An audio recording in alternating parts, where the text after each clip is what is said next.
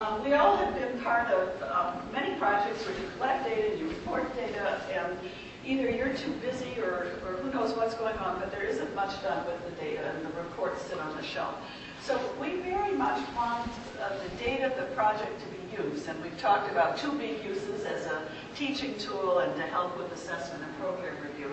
But there are all kinds of other implications of the data. Certainly, all the data suggests many students go right away into jobs, and those that go to graduate school go into applied fields. The number of sociology PhDs, I think, is 8%. It's less than 10%.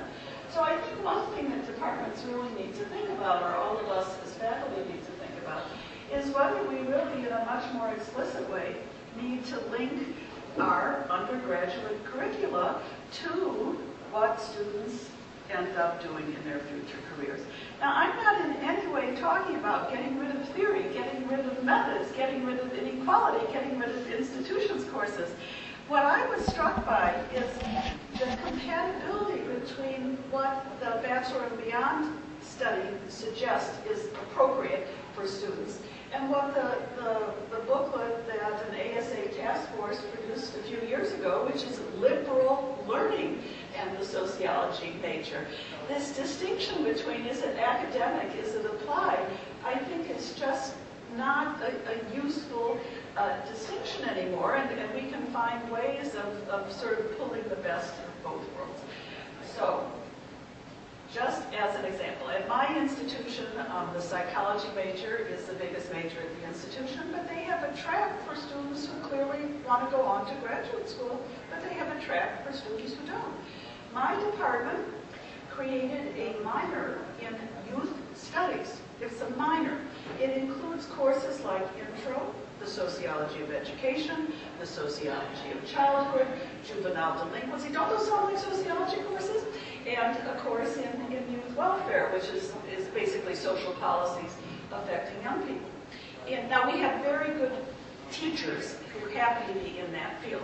But in 4 years, we had 100 minors. 4 years, we had 100 minors.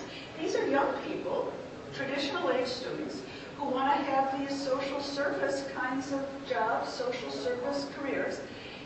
And this was useful to them. And it became so successful, we now have a sociology major with a youth studies concentration. They take intro, they take theory, they take methods, they take inequality courses, but their institution course focuses on sociology of education rather than political sociology, sociology of law. And I think we can think much more explicitly about what kind of minors pair with our majors. Students are always saying, what should I minor in? And I say, well, you can minor in anything, and which is true in terms of the curriculum. But a better thing is, well, here's your major, what are your career interests? Let's put together a combination that would work for you. You know, we need at the department level to improve advising. Certainly one of the main findings is when students recognize that they have skills. When they list those skills on resumes, when they talk about those skills, they're more likely to use the skills on the job. And part of it is we need to be much more explicit with students in telling them what it is that they're learning. I used to hate that term that Stephen Steele uses a lot in applied sociology, developing your toolkit. Terrible, you know, we're not carpenters. So, yes, you know, we have to get students more to think in terms of you do have skills, you are developing, you are a professional, and here is your toolkit to be self-conscious about it.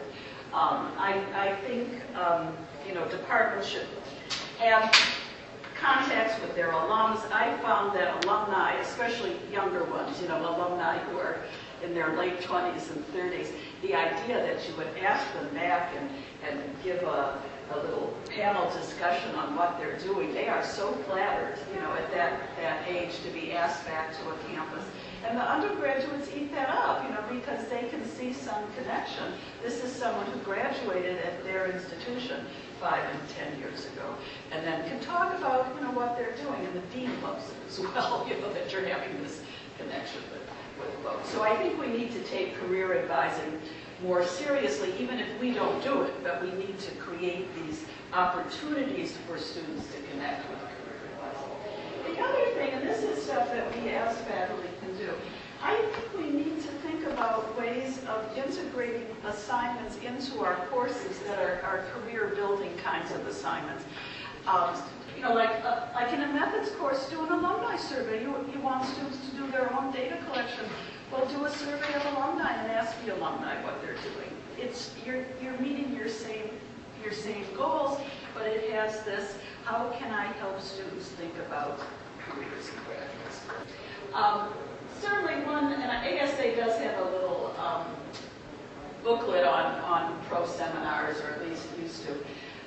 But one kind of curricular element that some departments are using is to create a pro seminar for sophomores or rising juniors.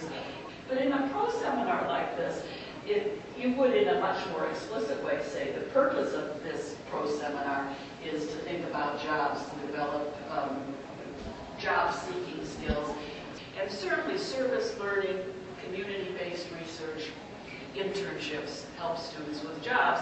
But again, how do students learn about those opportunities? The pro seminar would give you a platform.